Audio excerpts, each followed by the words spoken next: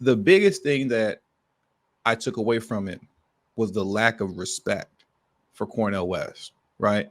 Because if you were to go back and you watch Jimmy Dore's interview with RFK Jr., I think he's done like 3 at this point, but I would say like the last 2 are kind of the most relevant, right? As it pertains to him running for office.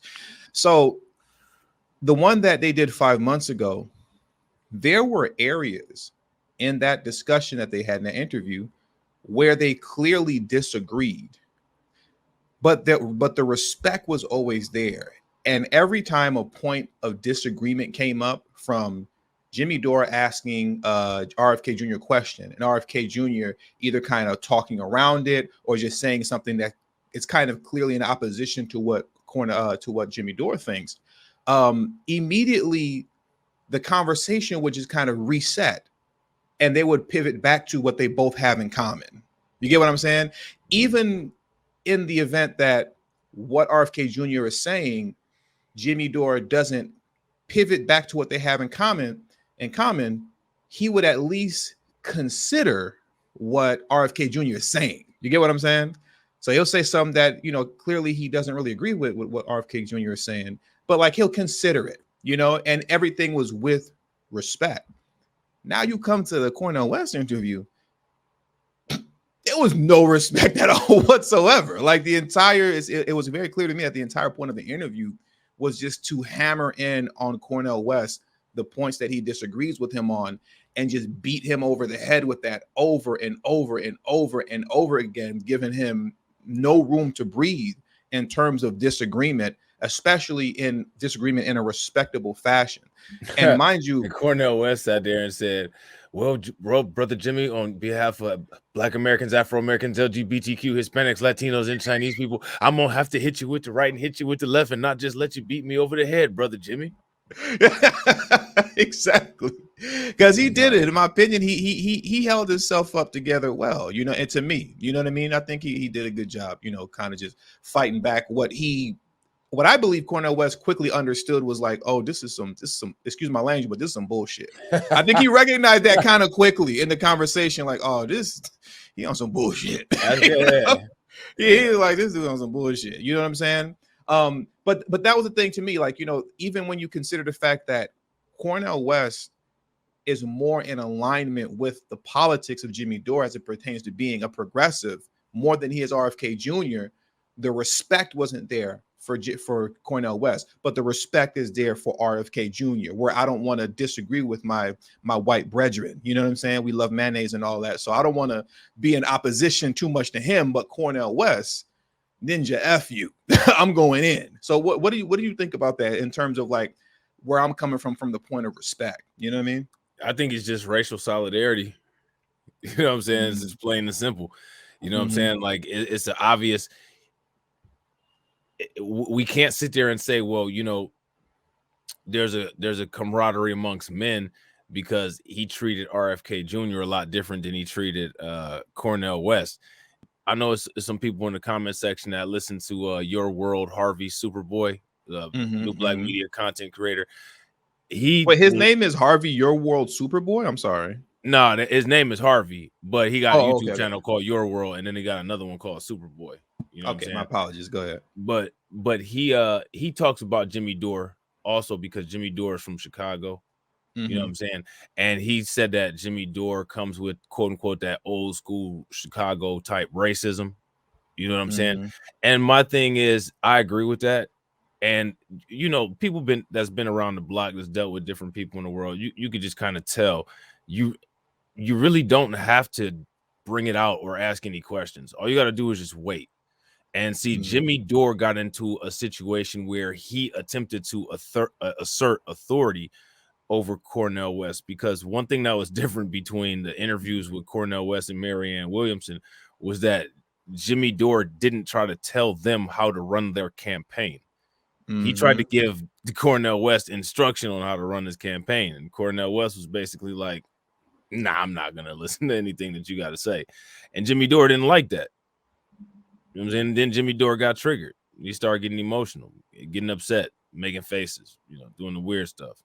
Now, I do want to highlight this real quick because I really want to just hammer this point home, right?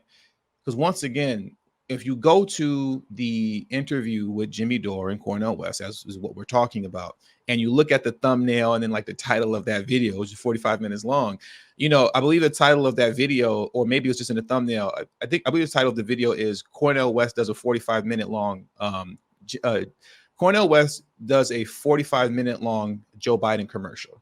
That's what he called Cornel West's interview. Now, I want to stress this point home, like you were saying about racial solidarity between Jimmy Dore and RFK.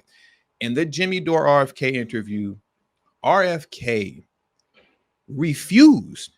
He refused to speak down and or against the Democratic Party. He refused. Like, he just wouldn't do it. And I really just want to play those two quick examples, you know, because I mean, just to me, I just want to expose that so people can see what you're saying about the racial solidarity is true. So in one area, you're talking about Cornel West is doing a 45-minute long Joe Biden commercial. But then in the other area where you have RFK Jr., who refuses to speak a negative word about the Democratic Party, you let him skate. And then you'll see he also throws on the cape for Bill Clinton. He puts the cape on for Bill Clinton when Jimmy Dore calls out Bill Clinton, and Jimmy Dore allows him to skate. You know, once again, racial solidarity, right? That's what we're all looking at when we see that. So let me pull these up real quick. I'm gonna play these joints real quick. Like I said, I really want to hammer that home. You called yourself a democracy. Well, I don't mind if. So you called the Democratic Party your party. What has the Democratic Party done in the last 40 years that has anything resembling your ideals?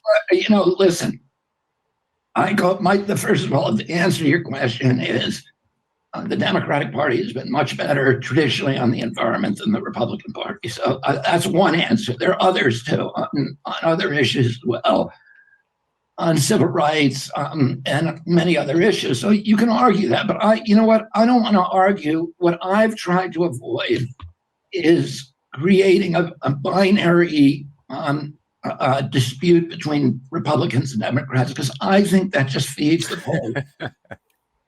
And what I really would rather talk about is the things that we can all agree on, and not the things that are driving us apart. So I'm going to stop right there. So you see how he refused. First off, he's very openly and clearly saying the Democratic Party is better than Republicans. That's what he said, right? Yeah. Cornel West not agreeing with him. Cornel West not agreeing with Jimmy Dore that Joe Biden is a tyrant, I guess you can say. I believe. Yeah, they actually were arguing about him being a fascist. Yeah, fascist, because he wouldn't wholeheartedly call Joe Biden a fascist and agree that the Democratic Party, you know, is a party of fascism at this point. Jimmy Dore was giving Cornel West hell. But you can clearly see here racial solidarity in play, mayonnaise. You know, you can clearly see here that more like tomato sauce, man. What's up with RFK? Looking like ketchup. It was in like a bottle of Heinz 57 sauce. But you can clearly see here RFK feels that the Democratic Party is by leaps and bounds better than the Republicans, right? And Jimmy Dore is not going to give him any pushback for that. Had that been Cornel West, he would have been on his bumper. How could you say that? Oh my God, the Democrats are just as bad, if not worse. And Joe Biden's a fascist. But he's going to let RFK Jr. skate. And by the way, Jimmy, you know, the United States of America has let me down in many ways, I feel, during my lifetime. You know, the way that our government behaves. I still love my country. The Catholic Church did a lot of things that let me down, I feel. But I still love my church. So, you know, you can love an institution and you can recognize that it's not doing what it promised to do. And, you know, our obligation is to, you know, to me, the obligation is not to abandon it, but to try to fix it. And, you know, I think So anyway, that's the answer. That's a short. Tomato sauce. Hey, Terrence said he looked like Hellboy, man. That's hilarious. He looked like Hellboy. He looked like Robert Perlman. What was his name? Ronald Perlman. You know who Hellboy was? Yeah, I know Hellboy. All right, so check this out. We're about to get into like Jimmy Dore's response, but this also goes into the next question as well, or the next part as well, where RFK puts the cape on for Bill Clinton. Question. I got you. So, and mind you, no pushback. Watch it, no pushback from Jimmy Dore.